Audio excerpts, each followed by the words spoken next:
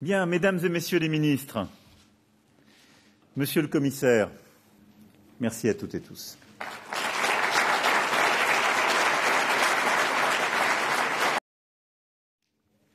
L'ESA a déjà identifié des pistes en matière de sciences spatiales et de vol habité. Et je veux ici vous en remercier.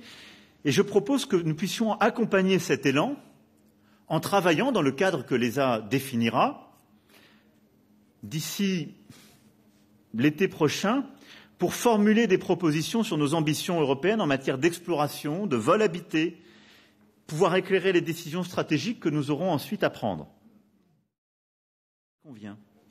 Quelle doit être la part respective des vols habités et robotisés, notamment pour le vol à destination de la Lune ou de Mars? Et si nous voulons concrétiser cet objectif de souveraineté, un passage obligé, indispensable, souveraineté des souverainetés, eh bien l'espace.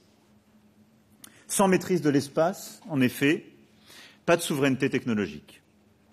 L'accès à Internet, la navigation par satellite, tout cela dépend en grande partie de l'espace.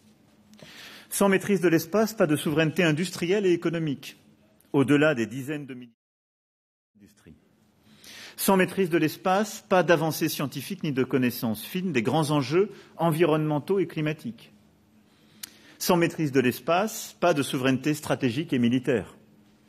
La maîtrise des réseaux de communication, des échanges de données, l'observation des mouvements des différentes armées sur la planète, le spatial est devenu aussi un des nouveaux lieux des conflictualités contemporaines. Sans maîtrise. Parce que si notre industrie est aujourd'hui attaquée, disputée par de nouveaux acteurs qui ne sont plus sur le sol européen, et si nous restions en quelque sorte inertes, nous sortirions de l'histoire, mais le choix que nous sommes en train de faire collectivement est à l'inverse. Agir en urgence, porter pour ne pas nous faire imposer des solutions par d'autres une vision européenne de la conquête spatiale. Et donc,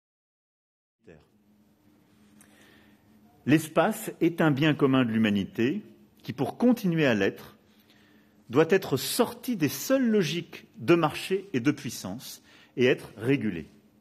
Or, aujourd'hui, ça n'est pas le cas. Nous sommes dans une